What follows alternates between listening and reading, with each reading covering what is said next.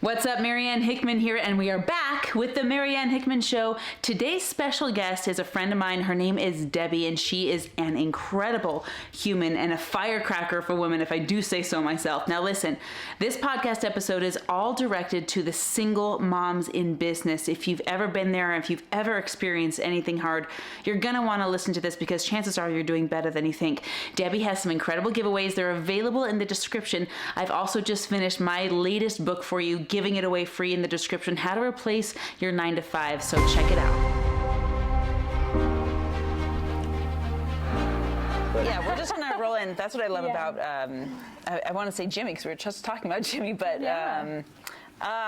Joe Rogan's podcast, they just like roll right into the content and just go for it. Just go. So we have Debbie Hart here today, and we're just jumping into our conversation that we're just girls, we just talk. But this podcast is all for entrepreneurial parents. Especially. Oh, perfect. Right? You know, because this I think we're in an era right now of, and I heard someone else on a podcast say this, and it really stuck with me. So in the last 100 years, I think it was Ty Lopez, he was saying we've seen three big waves. You know, there was in the 1920s the Industrial Revolution, and that really shook up, you know, the way to make money for families. Yeah. And then we had in the 40s and 50s, you know, the rise of corporate America, the high rises and the LLCs and the big corporations, and now we're seeing the third wave of personal brands. Yes. You know, like everyone's developing their personal brand. We've got the Limitless Arena coming up. Yeah. In April is a headliner of Gary V's and Cody Sanchez's and Keaton the Muscle and all of these amazing people. And this is, I don't think there's ever been a better opportunity for people to win financially than right now. Yeah, I totally agree. And not only that, but the ability to live life on your own terms, the infinite possibilities to make your own money so that you can have time freedom. Yeah. Like I immediately thought of that when you said entrepreneurship for parents, because that is why I became an entrepreneur. Right. Especially as a single parent, I needed the ability to get off at 4 to go to the soccer game or the choir concert or whatever. I did not want to live life where someone told me I could or could not attend that. Yeah. And for me personally, I know a lot of people, especially if you're a working woman, having a nanny or daycare is fine, but for me, I was originally a stay-at-home homeschooling mom, and I didn't have 6 kids to pay someone else to raise them. Yeah, yeah. So I, you know, when I suddenly found myself without a spouse or without income or without even somewhere to live,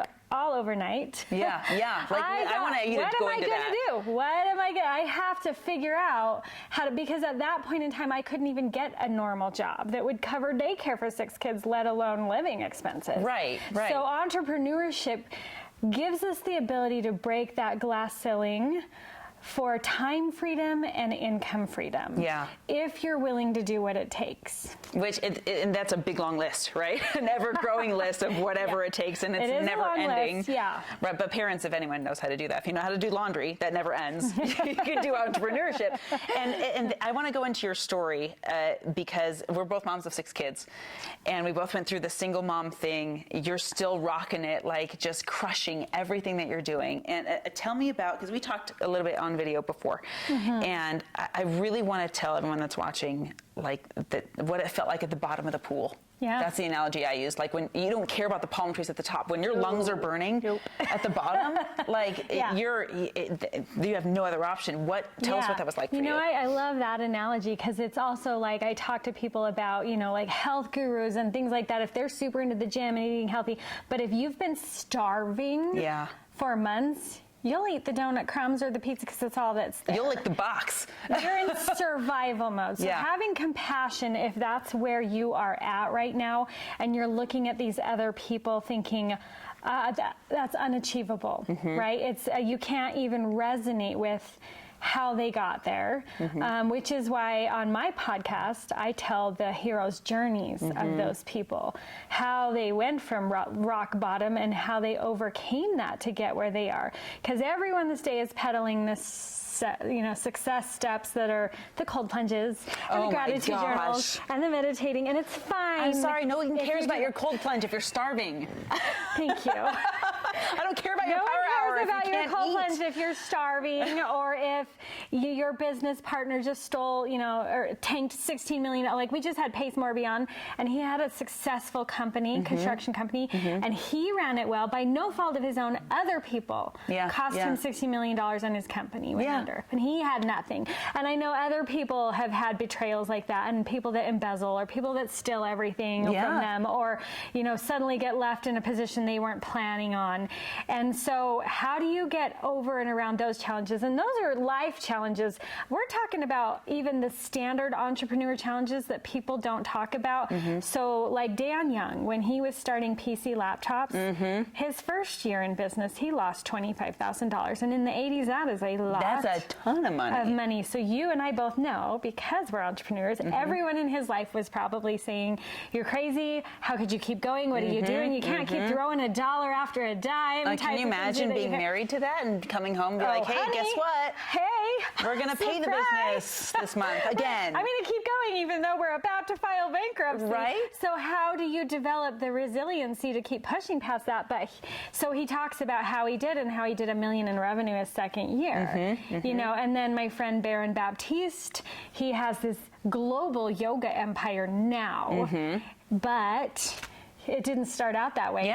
He had not very much money. They were barely scraping by. He got an opportunity to go on QVC for 6 minutes. Oh my and gosh. you had to have a minimum of $100,000 in product that you buy yourself and have in their warehouse. And if you don't sell it, game over. You have the product over. And not the $100,000. So he actually mortgaged his house, and they had little kids, and he risked it all for that 6 minutes on QVC. Those are the things that people don't understand. The entrepreneurship journey is guaranteed to come with those things. Oh, it has no to. matter if you're doing your daily affirmations and your vision board and your cold plunges. And those things are great. Those are nice. They don't prevent the challenges. Exactly. And so that's kind of the message that I'm out disrupting is resiliency. Like, it's not to scare people away, it's to help them keep going. Be aware that those things are coming and set yourself up to be able to get up, over, around, and through those things. And not just one time. No. By the way, it doesn't happen just once. No, it's on repeat. We're on bouncy balls here. We're bouncing on the bottom and then we come up. Over and over and over, because that is how you level up. I actually call entrepreneurship the best personal development program on the planet. If you believe in manifesting or any of those things, become an entrepreneur. You will see how good you are at actually creating your own reality. Yeah. Richard and my episode that we did just last week was if you have to go back to your 9 to 5, you're not ready.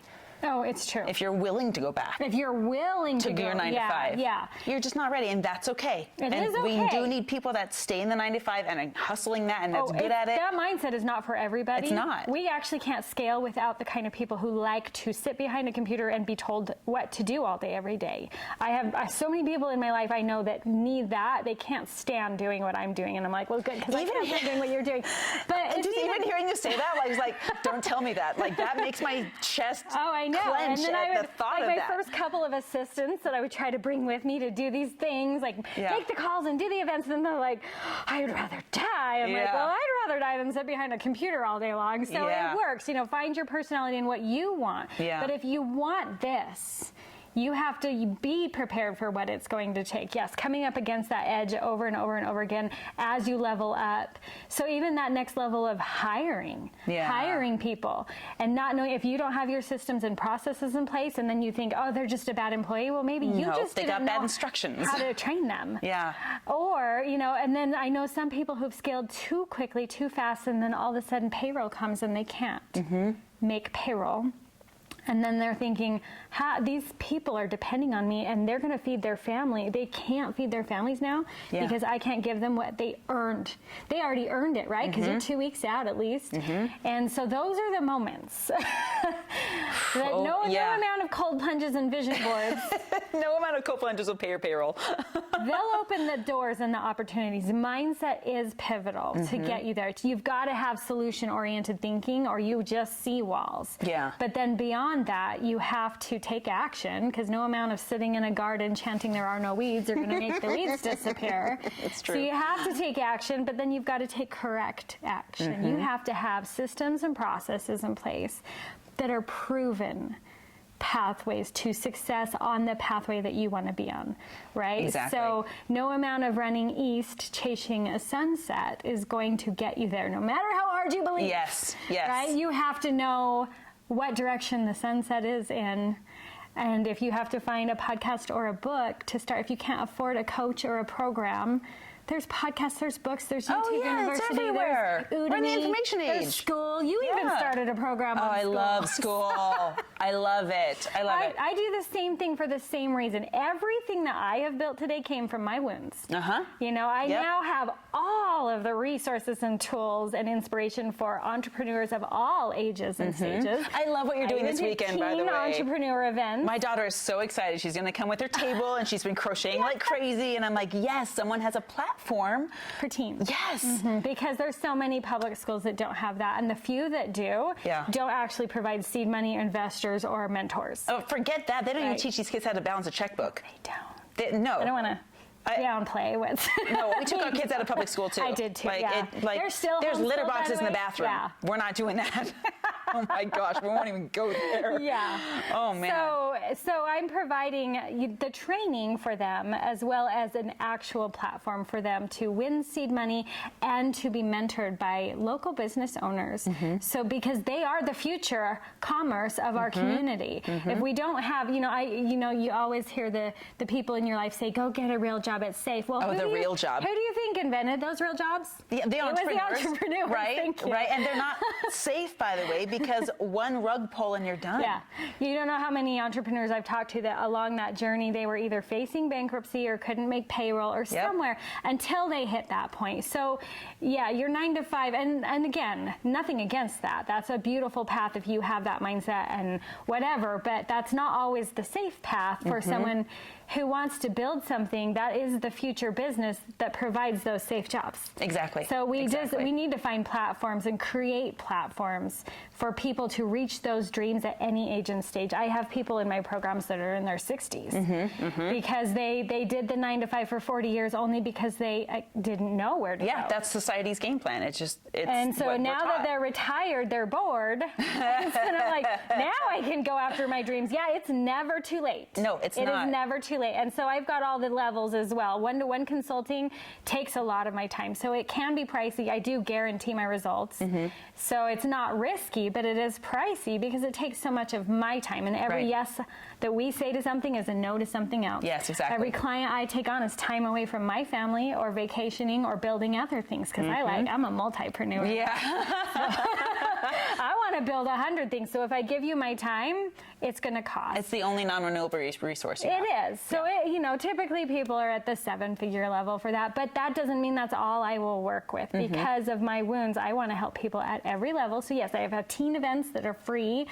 I have, so for adults, I have the private consulting, but I also have the group coaching. And then I also have the online platform that it's basically equivalent of a virtual MBA for a year. Which is for so $97 much more a month. valuable than $97 a college a month. MBA. It's more valuable. It's the content you actually need to build a sustainable, scalable, profitable business. Now I'm always talking about profits. Yes. Because revenue feeds your ego. It's not the same thing. Revenue is not the same. Feeds your ego, but profits feed your family. That's right. And I know so many people, they're like, somewhere? Did you that's put my motto. That's my business motto is revenue feeds your ego, but profits feed your family. Yes. And I actually will teach business owners how to create the same profit as $1 million business with 25% of the revenue.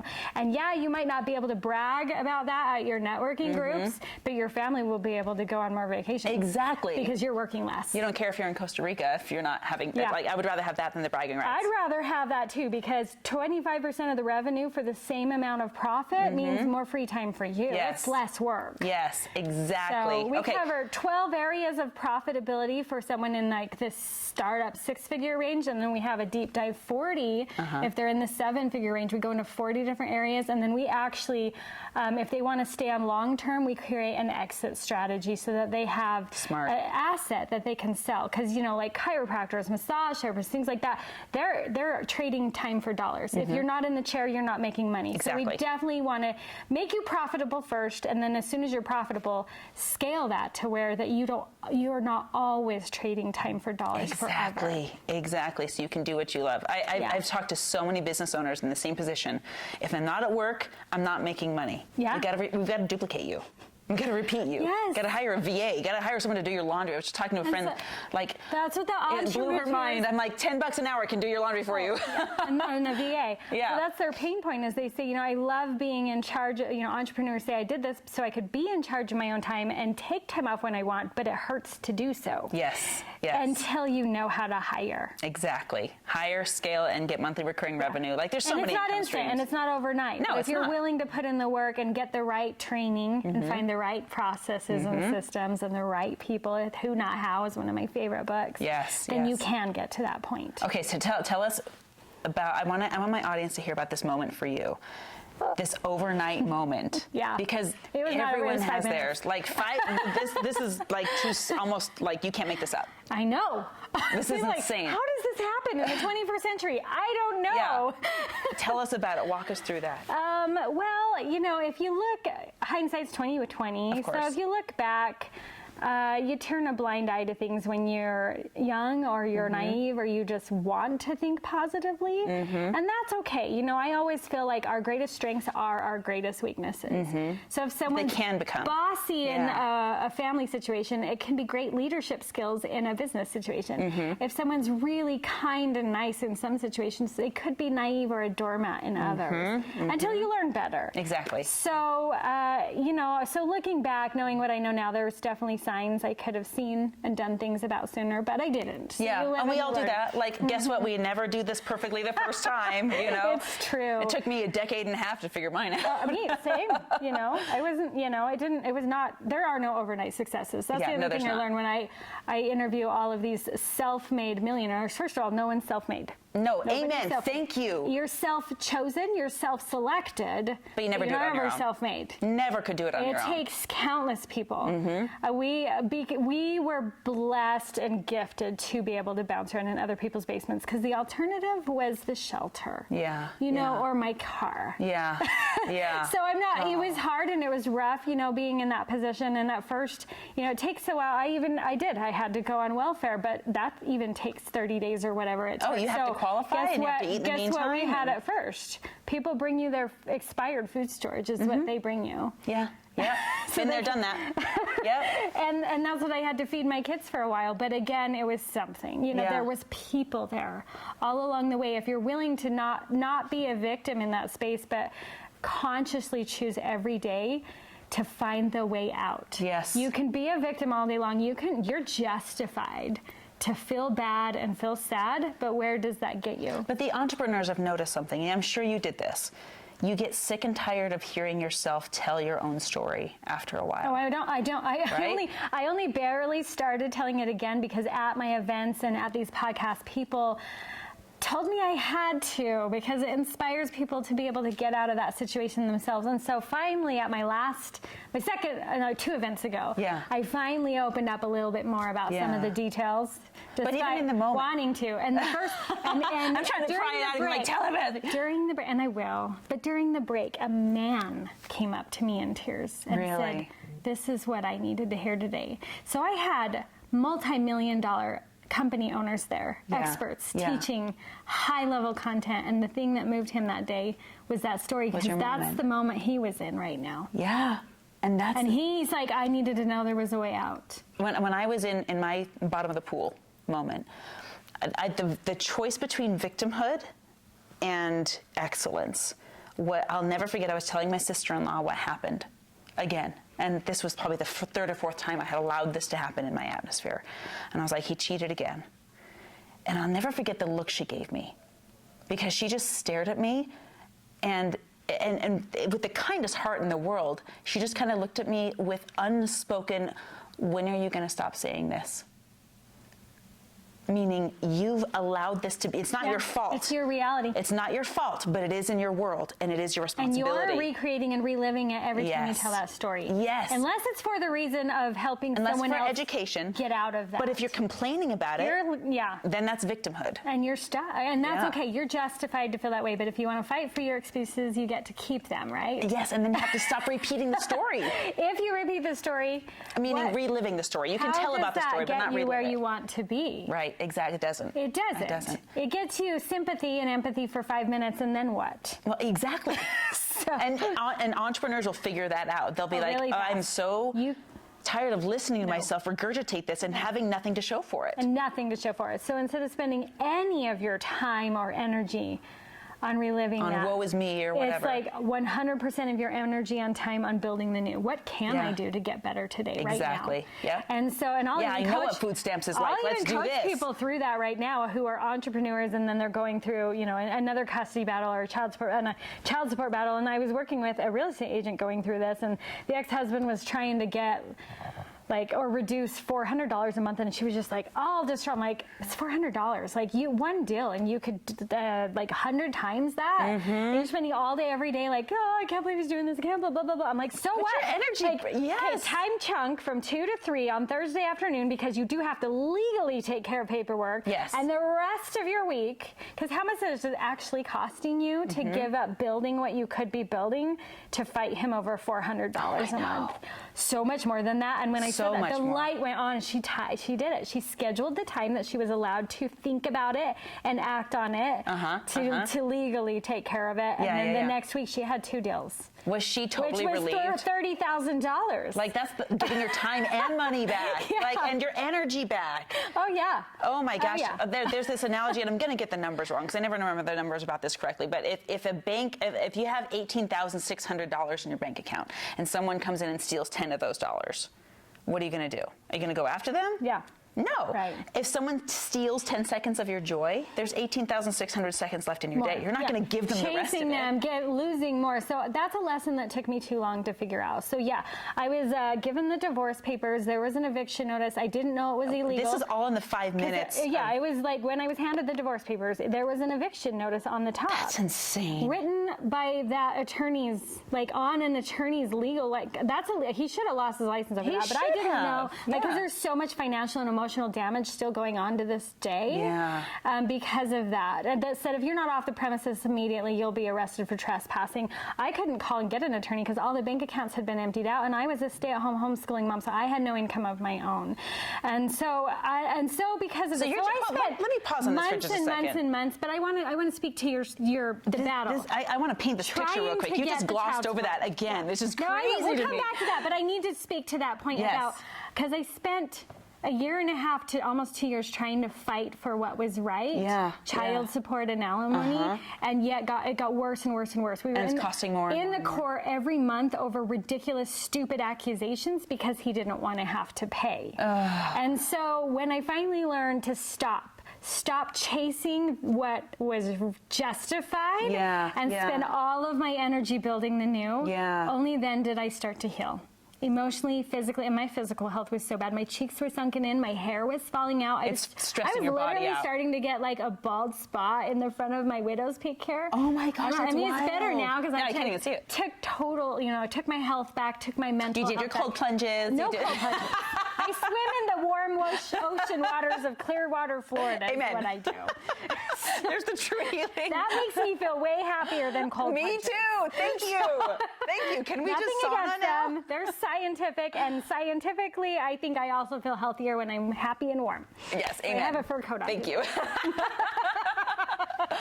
And actually, mindset does more than all of those things. You know, they've even showed worrying about what you eat does more damage for your body than any diet, than eating bad food. Anyway, so that's wild.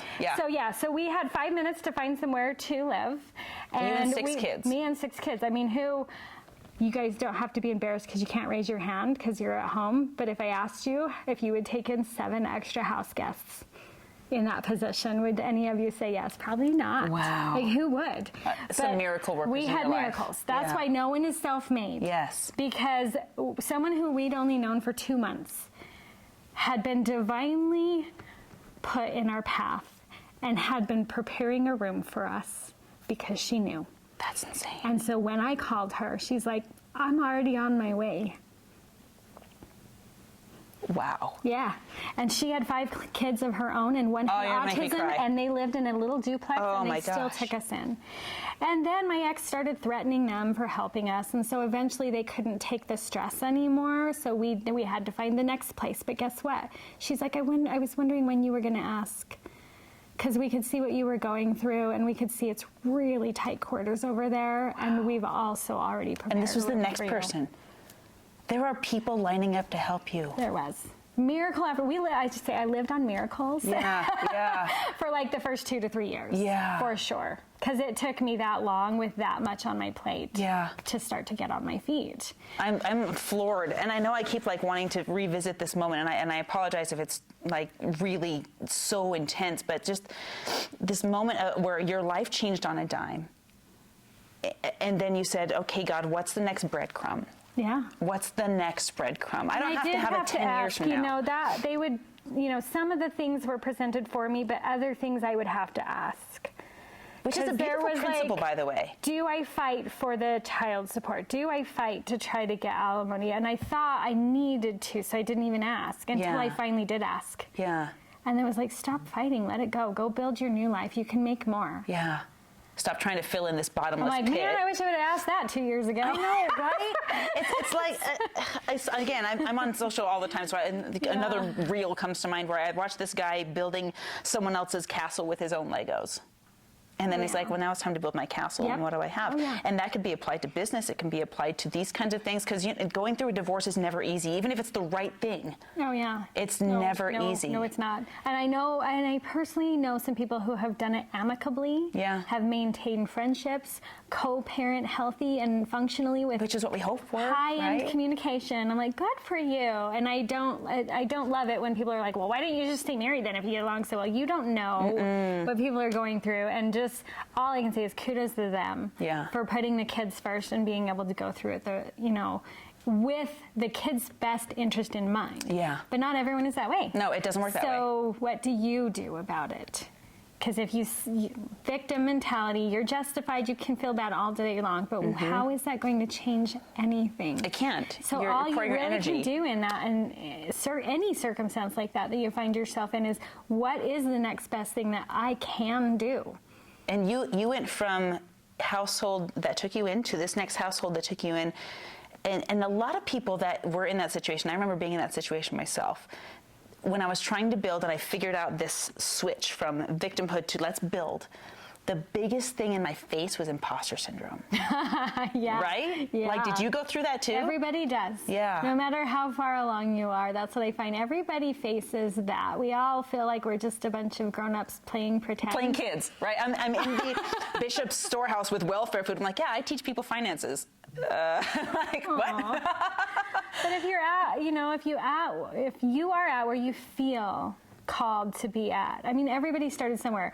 You get on a plane, and there's some moment in time when that captain is flying solo for the first time. You get on the table at the hospital, and there's some moment when that surgeon was doing his first solo surgery. You just hope it's not yours. We hope that, but we also have to give some compassion. Like, everybody's learning. Yeah. Everyone, you can't. You have to know your first video, your first event, your first whatever is going to be bad. Yeah. First time on the bicycle, you're going to fall off. You're going to fall. Yep. And you just plan for it. Your knees, and you wear your helmet. You're going to look ridiculous. And your real friends will not laugh. No, they won't. They will be like, you did good so job. good. You did so good. When I started my podcast, and I had people come to my podcast launch party and be on my first round of episodes that already had 2 million subscribers. Do you think he was laughing at me and my 55 subscribers? No, he was cheering us on the most. Yes, and the people that don't cheer you on in that situation don't deserve to be in your circle. They don't actually have the results. The people at the bottom are the ones competing. The people at the top are the ones collaborating. And cheering you on. Yes. Yeah, collaboration is a new currency. So, I just barely heard this podcast. I can't remember who it was because I love love to give credit where credit was due, but what he was saying about if you're under 20 grand a month, shut off your TV. And it's not just because of the time that it takes away from you. It was a totally different reason that was like mind-blowing, but like that's truth. So yes, 2 hours a day and 14 hours a week and whatever, you could be building your side hustle. Everyone has heard that compounding effect of time. His point was different. They try to make wealthy people look like the bad guys so that you don't resonate with that, so that you don't rise. Have you noticed that? Oh, yeah. In all the movies and all the TV shows, the propaganda against wealth is mind-numbing. In reality, you sit at the table with people who have just sold their $800 million company to Walmart. I was just at a party with a guy like that a month ago. That's amazing. Guess what the conversations were like? Oh, they were empowering and exciting. They were lifting, cheering everybody on. What next adventure can we create? How can we give back to the world? Who can we mentor? Those are the tables to be at. Those are the can I share this one? You made me think of something that I just like. I'm sitting at the table. One of my clients was a billionaire with a B, and I was like humbled for the moment because I've never done that. I'm on my way, but I've never done that yet. Yeah. And she's asking me for, we did coaching. And then she invited me over to her house, so beautiful, and we're sitting around her table, which is made of pure like sodalite, it's I love gorgeous, that. Yes. right? And her husband, who is one of my favorite people on the planet, David Sentner, and they have bought schools down in Florida. I'll have to show you all their stuff, but my jaw was on the floor when he first asked me, "What business ideas do you have?" Excuse me? Like so many. What? I'm like, how long do you have? Right?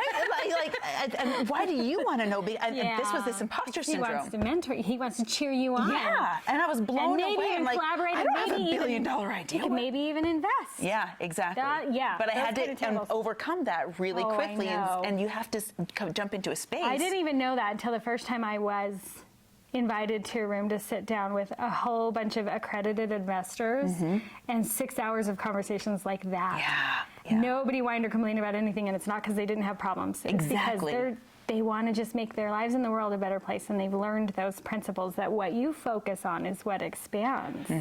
So that is a beautiful reality to remember. Go back and rewind that. Listen to what Debbie just said. Cheering you on. Yeah. And those are the guys you want to get into those circles, because a rising tide lifts all ships.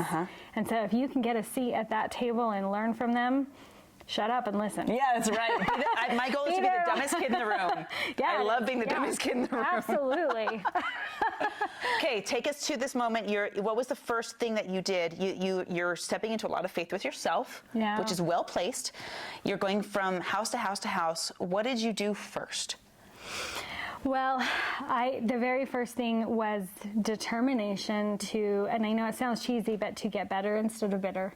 And that's literally what I would tell myself every day, because that was not easy to do. It was so easy to be consumed with all of the hard things, because he was also suing for custody so that he wouldn't have to pay for child support, right? He had already moved in with his girlfriend, and she had already called me and told me that was why. So I can't imagine. We had no money and no food, and I'm like, we need to eat, and he's like, feed them the wheat from the food storage buckets. Okay, so we're opening the number 10 cans now, and we're chewing on the wheat. Is that your plan? Is that your idea of doing what's best for the kids?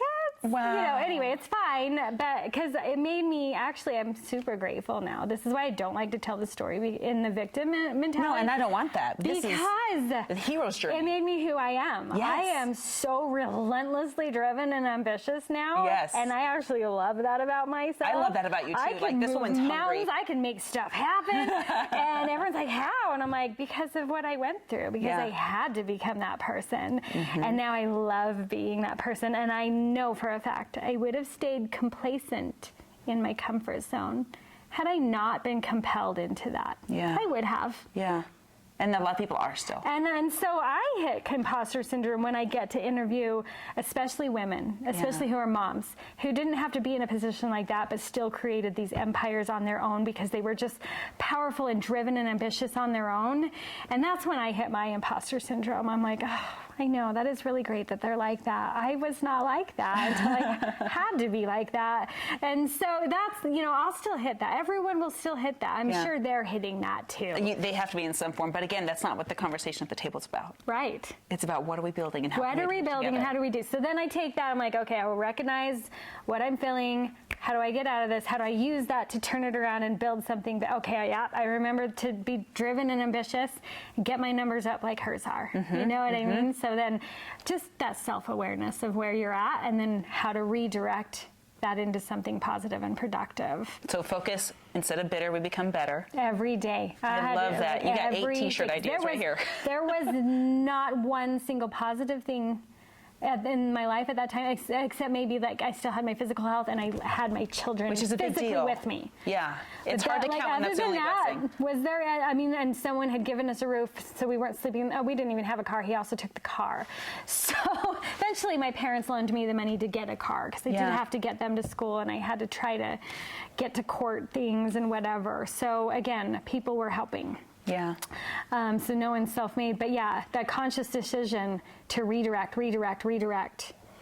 and then start filling my mind and my consciousness. Build the mindset first, and then start taking action in the best way I could. Now, at the beginning, I couldn't because I was all consumed with the custody battle and survival mode. Yep.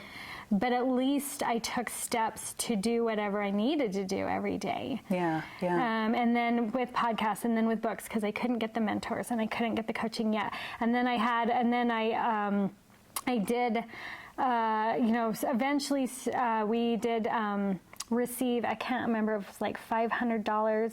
And I used that to buy a training in hypnotherapy. And so I would help people quit smoking and lose weight because I could do that on my, like I love psychology, but I was like, how do I go get my degree now? Yeah, well, degrees are... And so I'm like, in 4 weekends and 100 hours, I had that certification and I could make money doing that in a field that I loved on my own time. And so that's how I started. And then I saved up enough to get another certification and another and another. And eventually I was flying to Santa Barbara to take Tony Robbins' advanced life coaching and advanced relationship trainings. And then eventually that led to business coaching and real estate and mortgages, which all taught me how to build life for myself and then build the abundance and then build equity. And then I always pay it forward and teach others because I'm a teacher, I'm a coach. That's who I am. I'm called to inspire and teach other people. And so that's what I do now. And I just had to build it one piece at a time as I was able. I love what you said. And again, I want to go back to this moment because I don't want you to miss this. Benjamin Franklin puts it this way. He says the most valuable investment you can ever make is by pouring your purse in your own head. And you did this. Like the very first dollars that you had saved up went in myself. back to you. Oh, yeah. And that looks like in the form of a certification or paying a mentor to teach me this, but it's not like paying for a college degree or tuition for a semester or going and buying a car. That's not what's going to do it. It's how do I expand my brain and make myself more valuable? And then you did it again and again and again and again. And you're really, literally pouring money, time, energy, effort here. And I still do. And we should never stop. I always tell people, don't ever hire a coach that doesn't have a coach because they're a fraud. Amen. Amen. Absolutely. Seriously, it doesn't matter how many certifications you have. There's always room for improvement, and we can't not see our own stuff. We just can't, no matter how many tools you think you know. Amen. And so I always will maintain having a coach in my life at whatever level and capacity that I am at. And then I want someone who's 10 steps above, or at least that's the indicator, by the way. 100 steps more, whatever I can get access to to learn. Like you're at where I want to be. So however I can serve you, whether it's paying officially for your time or bringing you clients or whatever it is, to get in the circles of the people who are doing what I want to be doing. Exactly. And I think then the I rule can turn is 10x. around and teach those things to the people who are doing what I want to be doing. You know? And it's a beautiful cycle. It's this perpetual education. You mentioned this 10x rule. Hello, Grant Cardone, right? But I think that's a really good milestone for people to, when I'm looking for a coach, not only do they have to have a coach, but that person that I'm going to hire or invest with or bring them clients or whatever it is, they have to be at least 10x what I am and want to be. I don't want to hire... Potentially. I wouldn't say always, because if you're saying, we're also talking to people at rock bottom. If you can find someone to help you that's even only one day ahead of you, it's a crumb. Yeah, that's true. So based on your time, resources, capabilities, if all you can afford is, if you can't even afford a book, go to the library. Go to the library. That's your mentor YouTube. that week. Yeah. YouTube University or the book from the library is your mentor that week. Yes, and absolutely. And then the neighbor that might hold you accountable might not be 10 steps ahead of you, but they might be willing to hold you accountable to the goals you say. They're a cheerleader. Like if you get an accountability buddy who's even at the same level as you, and that's all you can afford, but you're going to hold each other accountable. Yes. That's a step. Yes, it is. That's a step. That's traction, because then you're not talking. As soon as you're able to quantum leap with people who are 10x or 100x, 1,000x. 1,000x, yeah. I've been in rooms with 1,000x which ahead is of me. so cool. Because imagine this. Amazing. I don't understand people that get jealous of that or angry that those people drive up in their Lambos. I'm like, you go. That's why they're here, for us to enjoy. I'm like, how do I get there? Yeah, and they'll happily teach you. Oh, they will. The analogy that I like is, if I'm going to climb Everest. If you're not a leach. Right. Oh, God, they can smell that too. too. Don't be a drain. Don't be a time suck. Don't you have to add value. Take assets. You have to add value. You do. Absolutely. That's what people forget. They're like, oh, I want to learn from you. I'm like, great. What are you going to bring to the table for them? Yeah. Because if they give you a yes, it's a no to time building their business, building their empire, time with their family. They're saying no to something important to them to say yes to you. You better come to the table with something that makes it valuable for them, or show that you're going to take this and pay it forward, or something like that, for sure. Absolutely. They don't owe you their time. They're willing. They all want to teach. They're willing, but they don't owe it to anyone who's just going to take. You know? But that's a law of reciprocity. It is. Right? You bring value to someone and it creates a vacuum, an energetic vacuum, and then that reciprocates and it gets paid forward. And that's honestly why currency is called currency, is because it rotates. Yeah. Right? Inflow, outflow. So. Exactly. Yeah. Exactly. I love that. So when I think of a mentor, I love the person, what can I learn from the person next to me? But when I want to go astronomically big, I want to go with someone who's climbed Everest 100 times, not the Sherpa who's done it yesterday for the first time. Right? Or still in school. Or still in training that has said they've done it. There's a lot of people that want to teach things, they're just still learning. And exactly. And that's theory, not evidence, right? So yes, books, choose YouTube. Your teachers wisely, And that's digital and physically in proximity. Because you're spending time, whether you're in a book or a YouTube video or in person. It changes your mindset, which changes your reality. So you know the car analogy. Everyone knows the car analogy. Oh, the red car analogy. You buy a new car, you see that car everywhere. So the more I'm in rooms with people who are saying, oh yeah, I just had a $200 million valuation on my company. I just sold my $800 million company to Walmart. The more I'm around that, my mind then, when I hear someone that is like, oh, I did $1 million in revenue this year, and my mind is like, oh, that's all? Yeah. They're like, that's great. But that's amazing. But still, you'll start to notice, and then those opportunities open up to help people do those things. Only if because you want to surround yourself with people who are doing what you want to be doing. And the more you do, that's why. It's not to take from them, because they actually can't do it for you. No. It doesn't matter how much they teach you. It doesn't change you. You have to take the action, which is why they won't waste their time. Unless they see you taking the action and providing value and doing the thing. My health coach has fired clients, by the way, because of this. Because no matter how much he talks to me, unless I push the weights, my muscles won't grow. His teachings won't make my muscles grow. Me moving the weights make my muscles grow. Yeah. And he's got clients who he could help transform, but he can't move the weights for them. He can't eat the food for them. Exactly. And he has fired some clients for saying, for just not doing the work. And he said, I can't, this is not reciprocal. You paid me, but you're not getting results and we can't work together. Yes, I know. I've fired clients as well, because they come to the coaching call week after week, month after month. No, I didn't do the stuff. Nothing is changing. Like, why are you here? You're my testimonial. You're making me look bad. Exactly. This is why I always have a 90-day commitment first. And if they're not getting the results, I give them their money back. Even if it's, and it always is, a lack of doing the work. Yeah. Because I don't want that on my record, right? Exactly. So. I love that you have that pride in yourself and in what you do and the results. Because programs don't work. People do. Yep. I love that. Okay, so let's bring it home for us. So you got from home to home to home, you had people sharing and you invested in yourself and you got trainings and then you got better and then you got more trainings and you got better, spent time with Tony. What happened next? Just that path is still going on, right? Yeah. So eventually, I built enough certifications to build my own coaching company, and then I learned, I kept tuning in as well. What is the next thing I need to learn? And I would trust and surrender. The Surrender Experiment is one of my all-time favorite books. Ooh. And that is what led me for a couple of years into the mortgage industry, because I didn't know what I didn't know with that stuff. So I had been into personal development for a while because of my own wounds. Sure. And then I needed to learn about massive abundance. And so I learned about real estate and mortgages, which helped me get the knowledge that I needed. I thought, as a divorced person, a single income, self-employed, I'll never be able to buy. I didn't even think it was an option. I didn't pursue it at all until I felt inspired to go be in the mortgage industry for a while. And within a couple of months, I bought my first place. Wow. And, within a short amount of time, obviously, we know what happened in real estate the last few years. So, over $150,000 in equity, which then I could use as seed money for other things as well. Mm-hmm. That because I was learning in other industries, because I never stop. Mm-hmm. So I teach business owners that as well. Like, once you're profitable and you're scaling and this and that, you can then,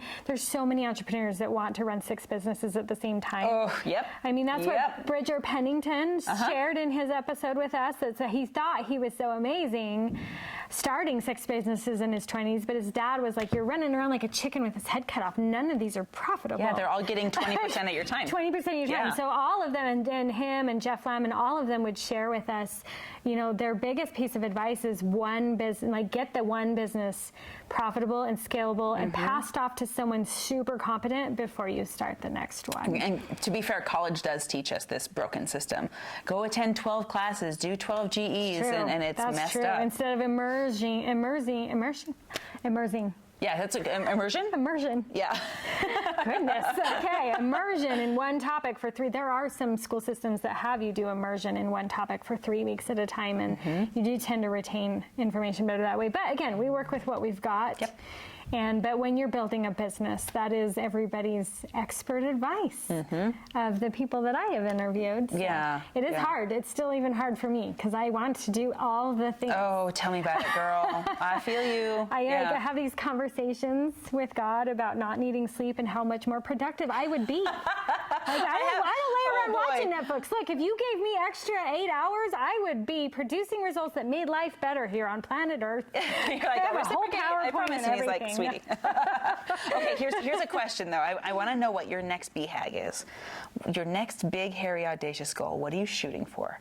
It's a secret. I can't tell you. I want to feed it. What is it? You can tell us. When is this going to be released? On Sunday. Oh, can't tell you then. How do I feed it if I don't know what it is? I know. You don't tell me why. I've got all the pieces in place for it. So I'm going to be able to reach a much larger audience to teach entrepreneurship skills, to democratize entrepreneurship, to make it about the person and not about investors. We're going to be able to reach a much larger audience, make a bigger impact, and it is going to have immersion principles because of that. So you'll just to be continued. Everyone just has to follow you and watch you. Follow me, yes. Yes, on YouTube at Ignition Point. Okay, good. Or my website. Oh, and I have free gifts. Oh, yes. I only have people who have gifts for you. So. Oh, really? Oh, good. Yes. I love free gifts. Yes. Because any age, any stage, right? Yes. So if you are in Utah, I have events all of the time for teen entrepreneurs and other entrepreneurs who are adults. But also on my website, there's all those different platforms. If you can't do the one-to-one consulting, even if you can and you're not sure, I offer a full profitability assessment for free. It is literally a $3,000 value. Which is so cool. So cool. Take advantage of this. You can get that with 3 customized strategies. The group coaching offers a week for free as well. The online platform is $97 a month for like the year-long virtual MBA. But the completely free resources, if you're not even ready for any of that, if you get on my website at ignitionpointacademy.com. And all these links will be in the description, by the way. We got everything for you. Yeah, there's 12 video series on 12 strategies for increasing your profits, in addition to a free ebook download that has 12 more of those strategies. So there's a lot of content there to help you get going and making your business profitable so that it's sustainable, scalable, and that you can stay in business, because we want you to stay in business. We want you to succeed. We believe in you for your sake, for your posterity, for your legacy, and for our community. Yeah, it's much, much needed. Yeah. And you're doing miracles. I love that you've taken the miracles you've been given and you turn around and making miracles for other people, and just being so generous with your time, your knowledge, your energy, your expertise. Thank you for being here. Thanks and for giving having me. They give me audience so much as a launch pad. Thank you so much. Yeah. All right, guys, well, stay tuned. Make sure you go and find Debbie all over social media, and the live events are coming up. I know we have one this weekend. Yeah. We're going to be doing one together just in a few weeks here. We are. That's going to be so, I've got goosebumps already just thinking about that. Guys, check her out all over social. Wherever you are is wherever she's going to be. Yeah. Thank you so much for being here. Thank you for inviting me. You bet.